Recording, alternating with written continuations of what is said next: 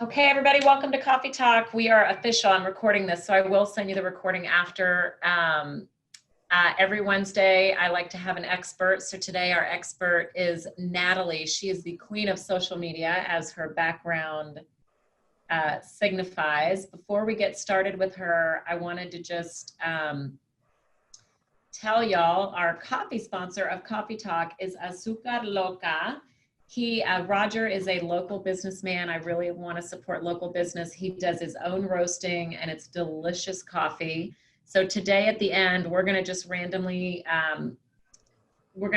choose and spin a wheel of the people on today. So you'll get some Loca bucks for some coffee for just joining on with us today. So thank you for coming for sure. All right. So Natalie, queenofsocialmedia.com. In introducing Natalie, I found her, I actually use her. We're not here to sell you anything. She's here to just tell you some secrets, but I want to let you know that's how I know her. I met you through NIA, Network in Action, right? Correct. So you're part of the NIA group here in town, I think, Memorial maybe. Memorial, yes. Okay. So I'm in NIA group in Katy. And so anyway, we were connected. And Natalie, behind the scenes at whatever hours of the night, because she has a young child, she helps me comment and like and engage with people. And she also, you know, I in Facebook, I identified a list of kind of my top 40 in my sphere that I made a group under friends list, right? You can go to your page and on the left, I just know it's on the left and down at the bottom. It's called friends list. And we put 40 to 50 people on it. And she goes there and she sends me updates every day on who's having a baby, who's struggling, who do I need to reach out to, who's won an award, someone's kid did something. So she helps me because I just can't keep up. And so I want to make sure I'm engaging with my most important people. So I did that and she's done that for me. And so it's really worked. I mean, we've gotten some leads from Facebook. I think our social media engagement has been increasing. And she doesn't do it just on Facebook. You do my LinkedIn and all that, right? I do all of your social media, Instagram, Twitter, and your Google My Business page, as well as awesome. Yes. Well, cool. Yay. So we love Natalie. We love her. We just get random, all the emails from you are before 6 a.m. in the morning. Right. You're the first person we see. So it's really great to have her behind the scenes helping us with what we're already, you know, we're handling the posts and stuff, but it's really, really been helpful. So sounds good. So Natalie, why don't you just tell us what some treats are that you have for us today? And if anyone has questions, please go into the chat and I'll manage questions from there. So tell us, as these are all realtors, tell us some basics of what they should be doing. So the first thing is that you want to make sure that you're posting all of your listings on social media and that you're using it not just on Facebook because the buyer might not just be on Facebook. So you want to post across the board, including your Google My Business page. The reason is because when people go search Houston Realtor, your name can start popping up as long as you start having content that's currently running on all of your social media channels. The second thing is that I want to make sure that everyone understands that while there may not be a direct sale right away where you have like a listing and you have a buyer right away that's from social media, you're really developing a relationship on social media. With that being said, it's going to take a little bit of time, but because you're developing that relationship, whenever someone does go to sell a home, you've already created that relationship, so they're more likely to use you. So use social media in that fashion and creating a relationship. So that being stated, you don't also want to just post for listings all the time, okay? You want to create a relationship with them, show behind the scenes of a house, show more of your personality, tell people why they would want to work with you or give them tips and things that they can actually use that are going to benefit them whenever they go to look for homes. Just like Jen all the time posts videos about, you know, how to make sure your mortgage payments are going to be the right amount or how to make sure your credit score is best. Because people go find that stuff and they start building that relationship with her. Any realtor has the ability to do that. You just need to sit down and take the time to do it. Awesome. So if I was to concentrate though, like, let's just say, I mean, I'm one person and I just don't have time to have 5 different platforms. If I concentrated like with real estate, what do the metrics show that some of the most popular platforms are for the engagement? You definitely want to use Facebook as well as Instagram, and then at least once a week post on your Google My Business. Those are the three that I would recommend because that's where most of your buyers are going to be. You could add in LinkedIn on occasion and as well as a Twitter, but those aren't really going to be highlighting your market as well as highlighting your audience. So you can post on Google My Business. Michelle, did we know that? Yes, we do that for you. Yes. You do that for me? Yes. Oh my God, this is so fantastic. Yes. I'm already batting 100 over here. Yes. I love it. Yes. That's so great. All I know, actually, I have gotten for the first time I probably get like 1 or 2 a month leads from that. I say, oh, how did you get to us? And they say, oh, just, I read your reviews on Google. Mm-hmm. So I've closed one, and it's different than a cold lead because they're seeking me out based on the research they've already done. So it's like a total warm lead. Like they already trust you. They decided to call.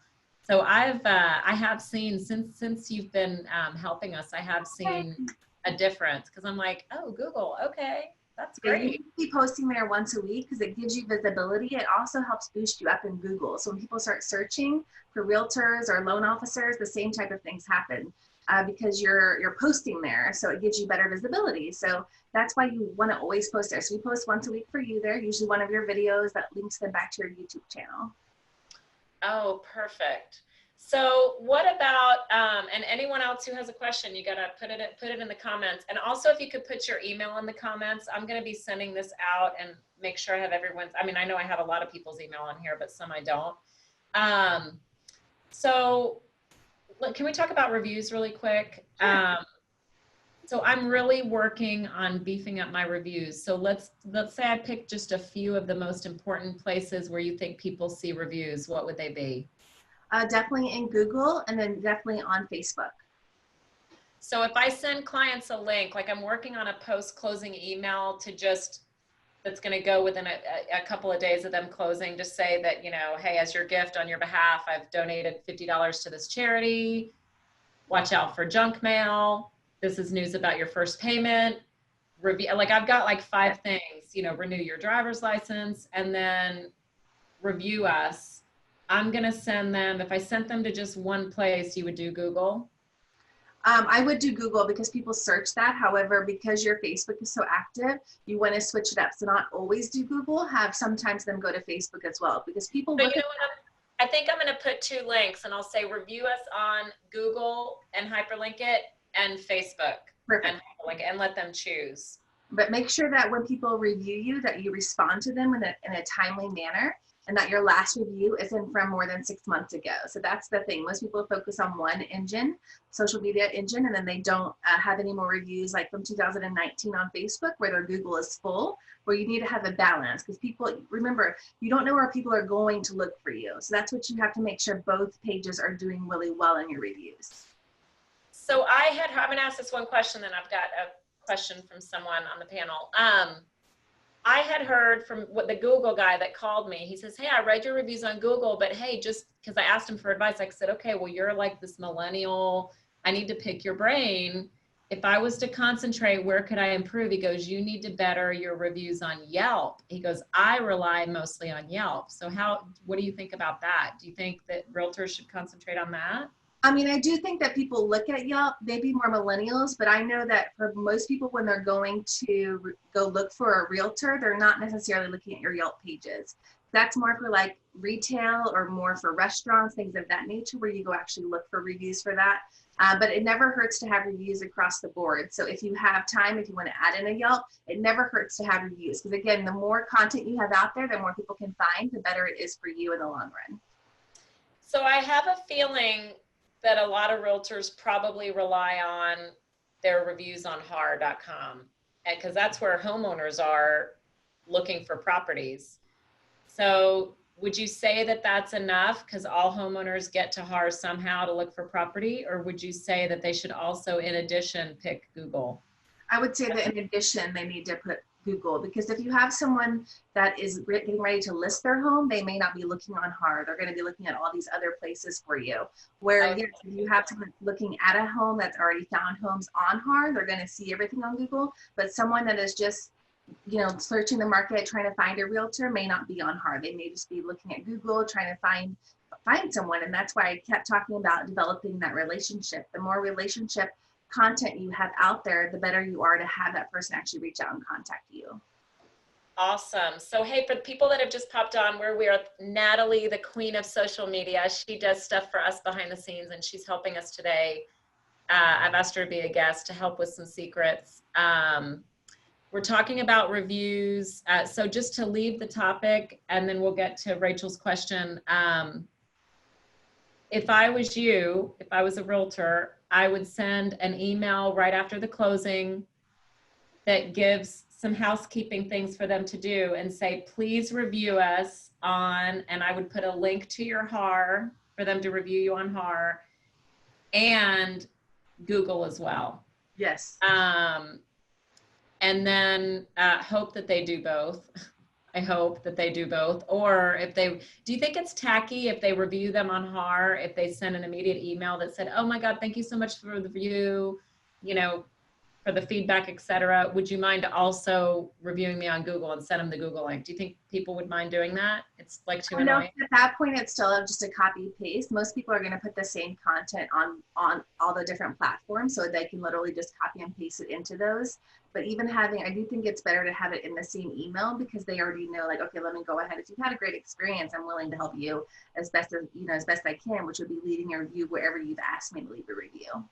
Okay, awesome. Awesome. Okay, well, that was a lot about reviews. Thank you so much. That was just selfishly my question.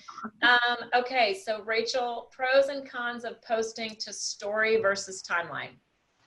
So posting to a story is great because it stays there. So that content is there for anyone to go look at. However, posting to a story needs to be more personal, meaning that you really want to get your your personal, the way that you are, your personality is what I'm trying to say, involved in your story, because that's how people will get to know you. But you need to post to a story a lot more frequently than you would post to your regular pages. And I mean a lot more frequently, like several times a day, because people are actually looking at that. So the more that you do that, the better you are developing that relationship. You know, I'm really poor about that. I even put something on my monitor here that just says Instagram story, to where a couple times a day I need to just post something there.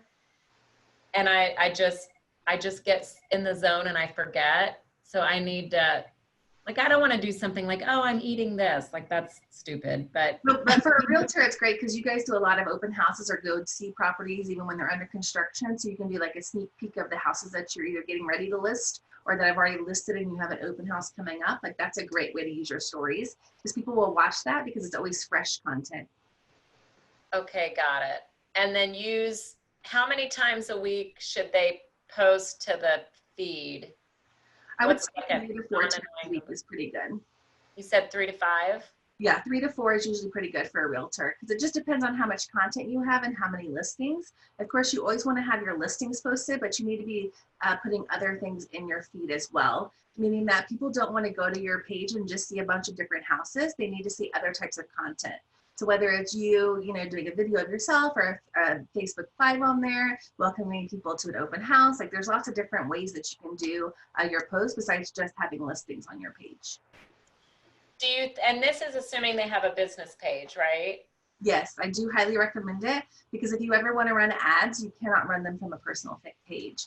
You can always post on your business page and then share to your personal page. The reason that you want to do that is because it actually gives you analytics as far as how many people are clicking on the link to go see that house, which you don't really get if you're just posting on your personal timeline.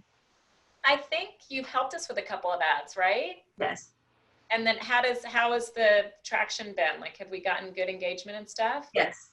I mean, we always do really well with you guys because your content is so great. I mean, that's what it comes down to. If you have great content, you usually get really great, you know, ads. So how many times a week should someone do an ad? Like once a week or twice, or how much? It just depends on what type of what type of content that they have. So for a realtor, I'd recommend, if you have a house that's been on the market for a little bit, you'd maybe want to run that as an ad. So when for our clients, whenever we do realtors, we have a 3-month process, because a lot of realtors I've noticed, when you get a new listing, it's like right out of the gate, you do a bunch of stuff for them and then it just starts falling flat. So you want to start with, the first week you post and you do your open house, and then like a couple weeks later you have another way to drive traffic, and then a couple weeks later another way if the home is still on the market. That way you're still having traffic and engagement the whole way through to show your buyer that you're doing marketing and everything that you need to do in order to sell that home. So let's say that I do 5 posts a week on my business page. Let's say, how many of those should be more of a personal nature, just so it's not like I'm like a working robot all the time? At least 2 to 3, so unless you almost don't have the listing. 40%. Okay. Yeah. So do 2 out of, and nothing too cheesy, like personal, but not like too, I mean, is there like an annoying, like, is there kind of a taboo of things we should stay away from? I mean, people don't, on a business page from a realtor, I don't think people really want to see what you're having for lunch. But that could be in the stories. If you're on your way to, we're on our way to an open house and I'm running between clients, like that's a good story. On your page, I would recommend, like, again, behind the scenes, sneak peeks, houses that are going to be coming up for sale, that they're getting a first look at it, things of that nature are good. But also like a Facebook Live, you could do a Facebook Live once a week and do a tip of the week that, like, these are things that I know that my buyers have always needed. That's a great way to get in front of your audience. And those are things that people can actually use later. The best part about doing Facebook Live is you can actually take those videos off of Facebook Live and upload those directly into YouTube. How often should you be doing, and then Ron, I'm going to ask her your question. How often, speaking of Facebook Live, what's a good amount per week to do Facebook Live? I would say 1 or 2 times a week, especially as a realtor, because you're really trying to build that relationship. And so when you're just posting, even if you have a photo of you, it's not really developing any relationship. But when you're actually talking to them and giving them personal tips and things that you would do if it was your home, or if you were in the market to look for a home, then that makes it very personal, and people will listen to that a lot more than just like a photo of a house. Okay, awesome. Again, we are with Natalie of the Queen of Socialmedia.com. She is the queen, y'all. Those of you that missed it, she does stuff for us behind the scenes while her newborn is sleeping. Between 3 and 6 a.m. I don't know how she does it, but she's all over my stuff, which I appreciate. Thank you so much. Okay, Ron, I have a lot of followers on my personal page, but not many on my business page. How do I merge the two, or get people over there, or whatever? You can't really merge the two, but you can do a post telling people that you're going to be posting your listings and everything on this new page. But there's not really necessarily a reason why you would need them to be merged. You can always put posts on your business page and then share them to your personal page. I noticed that most realtors, because you develop that relationship, you do end up adding them on the personal side, which is why you want to then share from the business page over. The reason that you want to post on the business page is because that's where you get your analytics, and that's how you can actually track everything that's happening. If you're just posting on your timeline, you don't get that. So I have a question about that then. I had heard at some point that it's not good to share from your business page, that Facebook didn't like that. They don't like you to do on your business and then post. Like, have you noticed there's any negative reason not to do that? If everything you post on your page you share, yes, that becomes an issue. But I'm saying like once, maybe twice a week you share something, that would be good. Or you can even go on Facebook Live on your personal page and then tell everyone that you're going to be doing everything now on your business page. That's a way to kind of get around it. And you can do that several times so people start really following you there. Yeah, I'm going to check at that, because my personal page, there's a lot of people that I don't really know that well that ask to be personal friends with me on my personal page, and I'm like, I just, if I can tell they're not a stalker, right, and that we've got friends in common, I'll accept it. But I don't really, I mean, I want them to, I'm like Ron, I want them to get that business information. So then I guess you can, every once in a while, I could run either a post. Would you suggest a post, or individually messaging those people to like, hey, can you like my business page? Well, actually, when you get those people on, whenever you get the request from them, I would recommend that you message them then before you actually add them as your friend. And you say, hey, you can even say that you're at your friend limit or whatever you want to call it, that you're not allowed to accept any more friends, but you can follow me on my business page for tips and tricks and on how to buy homes and things of that nature. But I would actually message them before you actually accept them. That's what I'm going to do before okay. And just have a standard response that you can copy paste, into there, like that, you've reached your limit, you're not allowed to add any more friends, or that you have enough friends. Don't say that. And then add them to and then send them the link for your business page is what I would recommend. Because even if they've been a buyer of yours, I don't know if you necessarily want them knowing all of your personal things that you post on your personal. Well, that's the thing. I mean, and right. Yeah, that's the thing. Okay. That's a good thing. Okay. Thank you. Yes. I have a question about Facebook Live. So with a realtor, I tried a couple weeks ago and I need to know the answer so we can try it again. So she was on Facebook Live from her page and then she was going to bring me in. So like I logged into her page and I sent to her a note to add me. Yep. And it didn't work. So Facebook just had a facelift, and so a lot of those features have been broken. That's what's kind of happened. Even if I've had a couple of clients that I've tried to go live for the same reason, and if you comment, you're supposed to be able to then see a little box that pops up that says that you can add them as part of the show, but it hasn't been working actually for about 2 months now. There is a way that you can actually go onto Zoom and then stream it through Facebook, but that also has been cutting out a lot. So the upgrade that Facebook just recently did to run the ads has a lot of kinks that still need to be worked out. So it's not that they're doing anything wrong, it just hasn't been working correctly recently. Okay, so let's repeat that. So like, let's say that a realtor wants to interview a business person or bring in a local, highlight a local, help one of their clients out that has a business and highlight a local business or whatever, and wants to Zoom with them in. Let's just say we go to Zoom. Now you had to stream on Facebook. On Zoom, you have to be in webinar mode, right? You can't do it from just a meeting.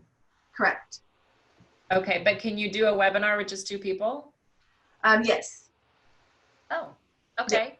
But so you can do it that way, because I've shared in Facebook Live one of my webinars before. Yes. Okay, cool.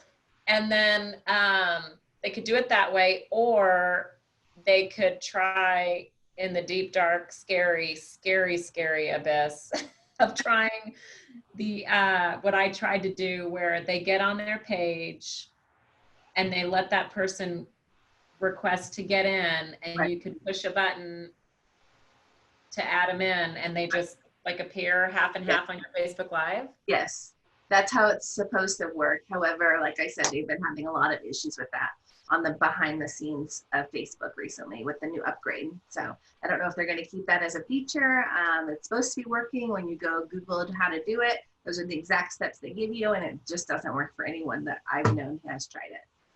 Yeah, it was frustrating. We were trying for like 30 minutes. Yeah. And let's say I try Facebook Live and I just totally screw it up. And like I try to do that and it's just not working. Can I then go to my page and just delete that whole chaotic mess that I just created?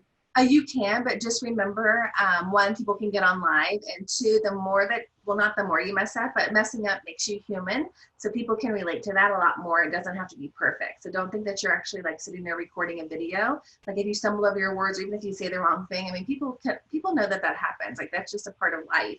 So don't feel like you have to be perfect on a Facebook Live or even a regular video. Like the more that you show that you're human, the more you're developing those relationships.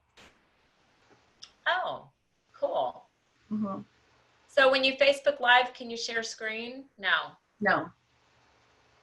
And you have to you can't Facebook Live from a computer, can you? You have to be on a phone? No, you can Facebook Live from your computer. Okay. 1 to 2 times a week, you said? Mm-hmm. Okay, cool. All right, y'all, we need some questions. While you're doing that, I want to tell y'all again that we have, for those of you that missed it, hang on, let me get my sponsor here. Oh my gosh, where did it go? We have a coffee sponsor of Coffee Talk. Hang on. Uh-oh, where'd it go? Oh, Jennifer's messing up. Hang on. Here she goes. She's going to share screen. Watch out. She's super dangerous. Oh my God, it's not happening. What's going on? Oh, well. Well, I'm just going to tell y'all. Coffee Talk is sponsored by Azúcar Loca, who is my friend Roger, local business, who brews his own coffee. And someone on this call today is going to be winner of Loca Bucks. So you can virtually go on and order, and he will deliver. You'll get in the mail a coffee, Azúcar Loca coffee. So you got some Loca Bucks. So he's great. The coffee is fantastic. And we are here with Natalie, the queen of socialmedia.com. So Natalie, how many clients do you have? I'm just curious. I have about 15 clients right now. Okay, awesome. And what's your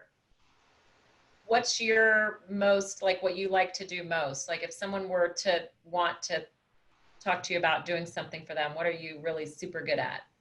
Well, I'm really good at running ads as well as doing regular posts. While you were sitting there trying to figure out the coffee sponsor, how to do all that, I wanted to tell people kind of what I do for you, a lot of what I do for you. You want to make sure when you do a video that you add captions to it. So most people are watching videos either at work or in the bathroom randomly, so they don't actually listen to them. So if you're not having captions, most people, whenever they see the video, they'll watch it for a couple of seconds. If they can't figure out what's going on, then they're just going to go ahead and scroll through. The goal is they really track 3-second views as well as 10-second views. So the second part of that is, like Jen always starts with a huge topic at the beginning and then kind of goes into her name. Don't start with, hi, I'm so-and-so, I'm a realtor. You've already lost them. Start with, oh my God, I have a sneak peek. I'm going to show you this kitchen is amazing, or something like that. And then I mean, like, I want to see the kitchen. Like, that's going to be so your intro. Yes. Your intro is to, oh my God, we're here with Natalie's social media. Like, that's how I should have started. Okay. On the Facebook Live. Watch that. Like, oh, well, I want to know about that. Or, I mean, you don't want to start with, hi, my name is, because people, they're already over it. Like who cares? Yeah. Hey, so how do I get the little words to do that thing? When you're on Facebook, whenever you go to upload the video, it gives you the option to add captions, but you need to go in and double check them, because sometimes, well, a lot of the times they are wrong. So you need to go through and make sure that they are correct. But it does. Can you add the captions, like when I'm starting to do the Facebook Live, can I tell it right then that I want captions to start, like, right then? No, you have to go in and edit the video after and add the captions that way. Okay, so people that are looking at it later, when they're looking at their feed, they would see it then. Correct. You can't, it doesn't add them, and you don't want them to, because sometimes they get their words wrong, like really wrong. So you want to be able to go in and proofread that before it gets actually posted to the video. Oh yeah, kind of like the Siri talk to text does it wrong. Yeah, that could be fatal right there. Yes, you don't want that. You want to make sure that it's correct. Siri had me saying bad words the other day. I'm like, no, I did not say that. You don't want that posted where everyone's like, wow, okay, that's not good. So yes. Oh my gosh. Okay, we've got a question, Glenda. Thank you. Hi. What is the best time of day to post on social media? Actually, that's pretty funny, because Facebook and Instagram are no longer with most recent, meaning that neither one of those platforms is chronological. So whenever you log in, it's based on who you like, who you comment on the most. That's who you see in your newsfeed. And any post runs for a cycle of 8 days. So that being stated, it doesn't really matter the time of day that you post, especially on Facebook, because people will see the content for the next 8 days. But on Instagram, it is a little different. They have had better success if you post around 2 or 3 in the afternoon. You do get usually better engagement right away. But again, that again is with top news stories, not with most recent. So your post is still running and people are seeing it for a couple of days. Instagram is only like a 3-day turnaround, where Facebook is 8 days, and then LinkedIn is actually 3 weeks. So you have your content's out there running for a while. Interesting. One other question from her. Do you edit, talking about video, do you edit the video within Facebook, or do you use another app for editing? I know, I edited it. You go into your video library on your business page, and then you can click edit video, and then that'll pop up another box. And then there's like you can change your thumbnail, you can go in and add your captions. You can even create hashtag, like different, not hashtags on there, but different tags on there. So people are searching for specific topics, it starts bringing all of your videos up. And video is still king. So the more that you can do videos, the more likely you are to get better engagement on your page. And that's if you do more videos that originate within Facebook. Like they don't like I do a lot of YouTube stuff and then I upload it. They don't like that.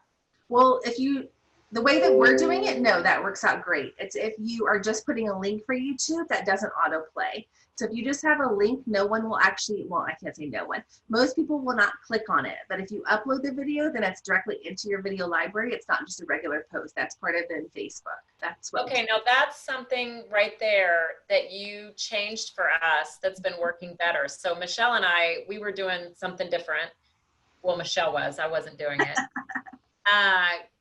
And she was doing a great job, by the way. But Natalie helped us step up our game, and you started. So you take my YouTube video that's I've done, yep, and it's edited and already, and you upload it to my video library. Correct. So you want the raw, but you like the raw YouTube video, not the link, right? Correct. So if I just take the link, it won't ever let you pull the actual video off of that. YouTube has everything locked down, which is great for people. So you can't steal content anymore. So you need the raw video. So whatever you're doing, like even if you do a Facebook Live, you still have the ability, that's a raw video. You can go in and edit the captions and all of that. But if I take it, if I just have the YouTube link, it literally just puts the YouTube link there with a click to play. And most people, you want it so to when that's people scroll. Oh, so that's why my edit guy that does editing, when he sends the YouTube link, he'll send the secondary link Correct. That says the raw version. Correct. Because that's for Natalie. Okay.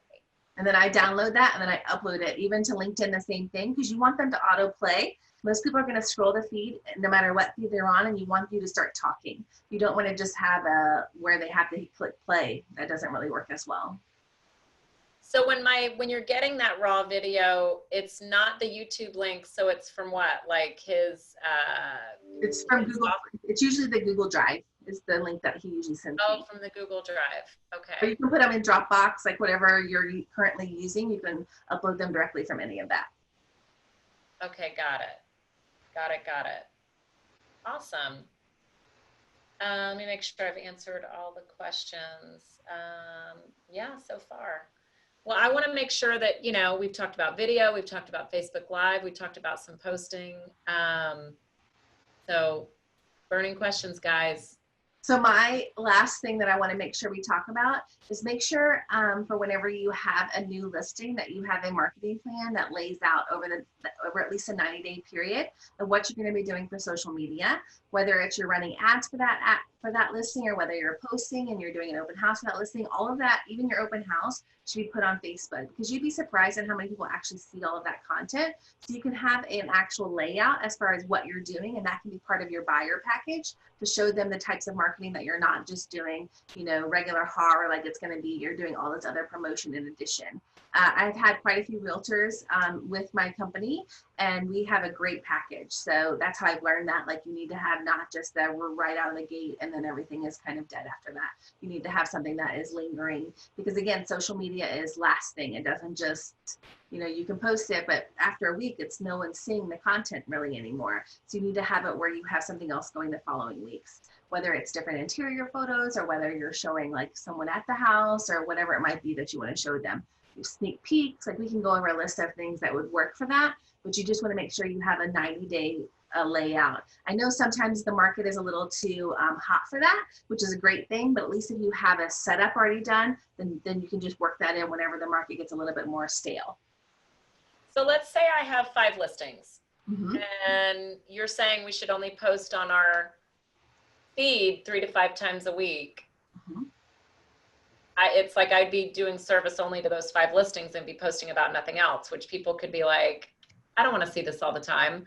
So is that where the story comes in? Like, how do you weave it in to where you can give merit and give give exposure to all those 5 listings plus have other stuff that you're doing. Yes, so whenever you have your listings at the beginning, of course, you want to put them on as soon as you can. So if you end up doing a little bit more posting that week because you have more listings, that completely makes sense.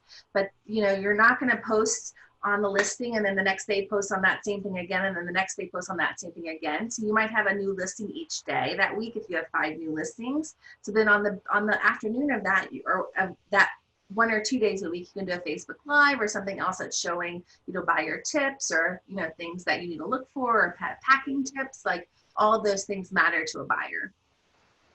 Awesome. Do you have any kind of sample layout or something that you've got? That's a good download for you, by the way. And when people go to your website, download my free layout or whatever.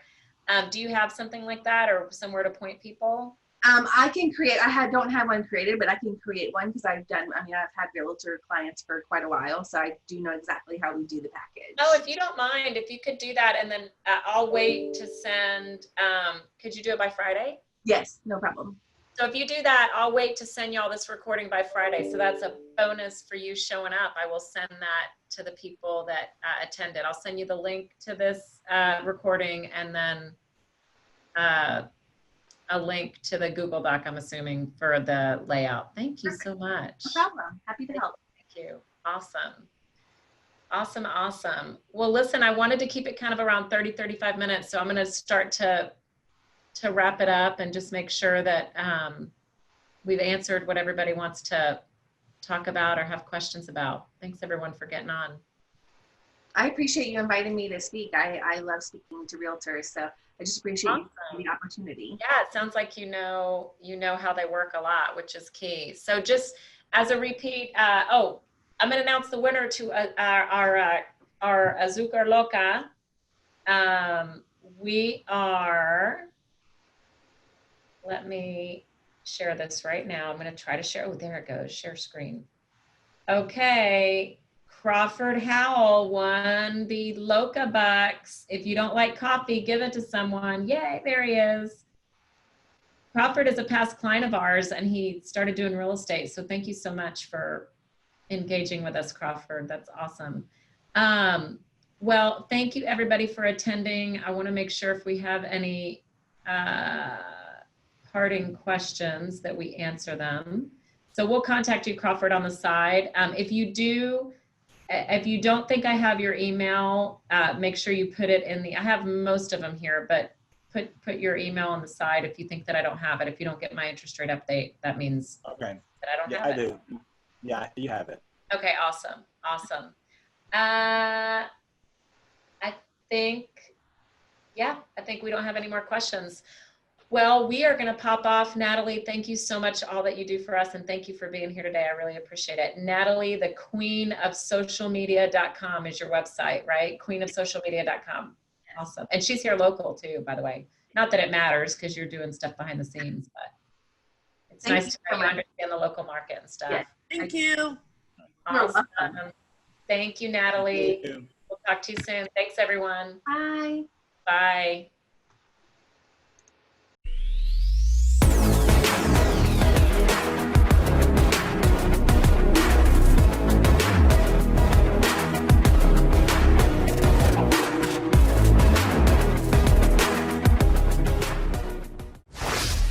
Legacy Mutual Mortgage is an equal housing opportunity lender. The opinions expressed here do not reflect those of Legacy Mutual Mortgage.